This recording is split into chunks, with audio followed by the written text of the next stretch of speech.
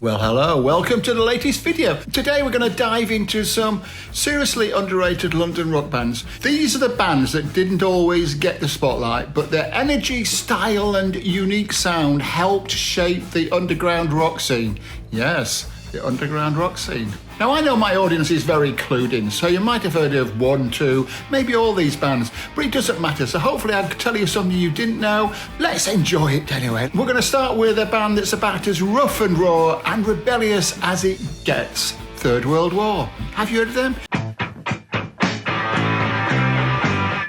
Waiting in the shadows when the bullets were. These guys were rock and roll to their core. They were politically charged, they had a sound that hit like a punch in the gut. They were formed in the summer of 1970 by manager and producer John Fenton, featuring songwriters Terry Stamp, no relation, and Jim Avery, no relation either. They blended fairly heavy rock with heavy doses of social conscience and commentary. Think of them as early pioneers of punk before punk was even a twinkle in its father's eye. They were on the Fly record label, which is the same as T-Rex, and released one album featuring the horn section, who just come back from doing the Rolling Stones album. After recording their second album, the label demanded that the song Coshin' Old Lady Blues be removed, but John Fenton was adamant that it wouldn't happen, and eventually the album had to be released on the Who's Track record label on the insistence of Pete Townsend. Sadly, by this stage, Fenton had run out of money and couldn't help promote the album, and after a series of not very well received live shows fronted by new guitarist John Knightsbridge, the band broke up. Later on, I knew John as the lead guitarist in the 1980s pub rock band Ruthless Blues, who occasionally played at the Cricketers, formerly in southeast London. Now come on, all you rebels. Come on, what do you say? Come in your boots and your boy suits. You ain't gonna lose them. Moving seamlessly on to the band the Hammersmith Gorillas, also known simply as the Gorillas, fronted by the one and only Jesse Hector. And if you don't know who Jesse Hector is, well, he's just the total character. He started off at age 11 playing the Sun Record style rock and roll trio after various name changes, including Crushed Butler and Tiger. The band became the Hammersmith Gorillas in 1972, named after a pro-Castro activist group, believe it or not. The Hammersmith Gorillas that is, they were a hard-hitting rock and roll band with a raw edge. Afterwards got nothing. The others got money to burn.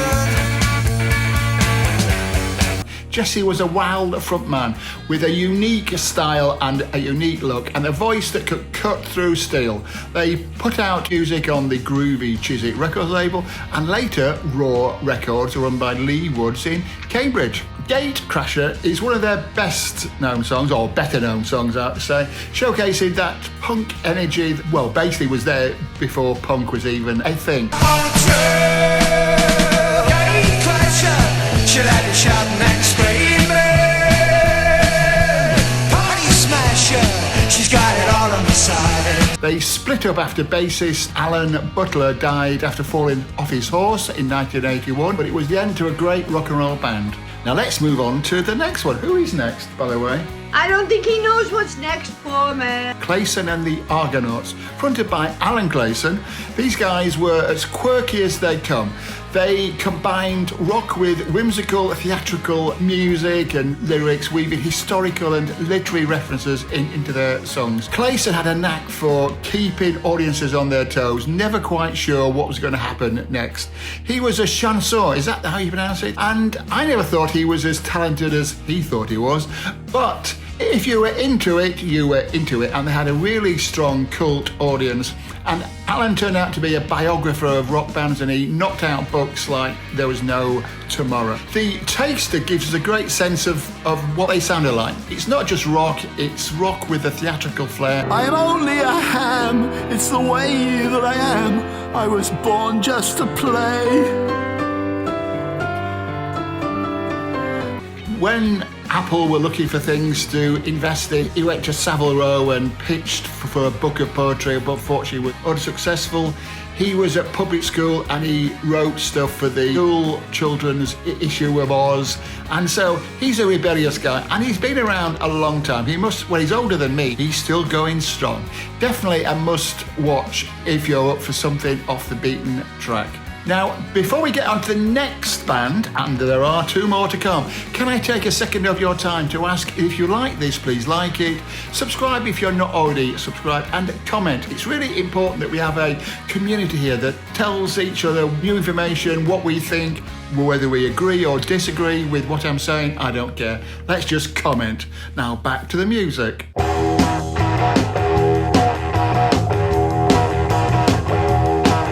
She was just 17. And now the Pink Fairies. This is a band that was a force of nature in the 1970s. You must have heard the Pink Fairies, but which version have you heard? There were so many different versions. They were a staple of the Ladbroke Grove scene, like Hawkwind, and they were a fixture at every free festival and benefit gig, especially in the early 1970s.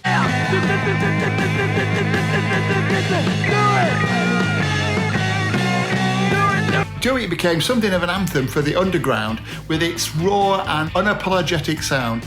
It sums up what the Pink Fairies stood for, breaking boundaries and doing their own thing, doing things their way.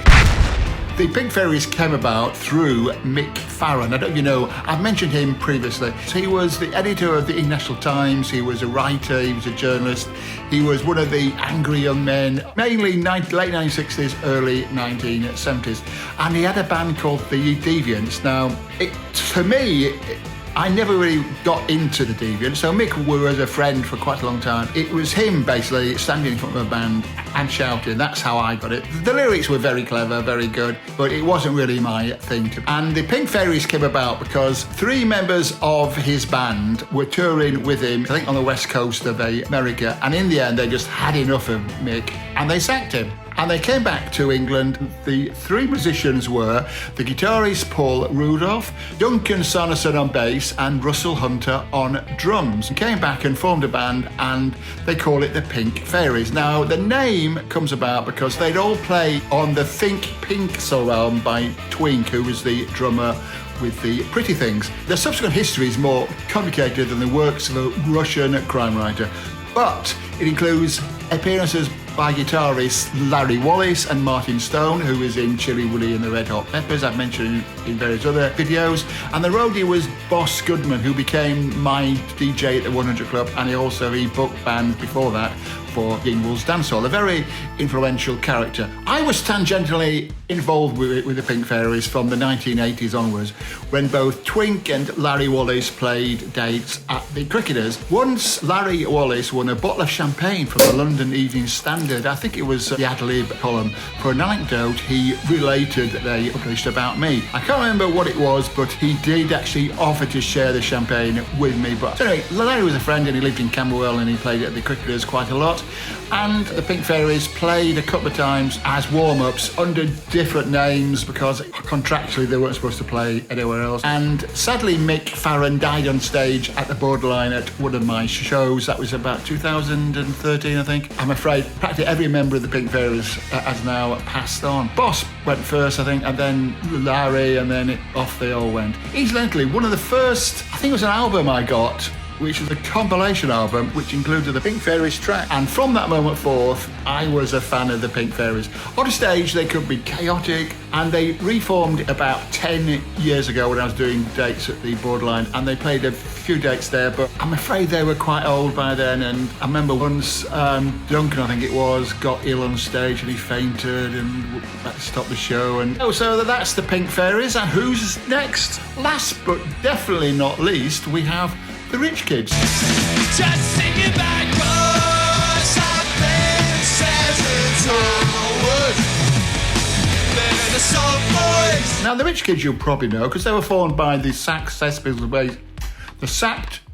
Pistol bassist Glen Matlock in 1977 and featured Midge, Rusty Egan and a guy called Steve New. Did you know that Mick Jones of The Clash was originally a regular guest at their live shows. Well, he was. I definitely saw him at 2 or 3 shows.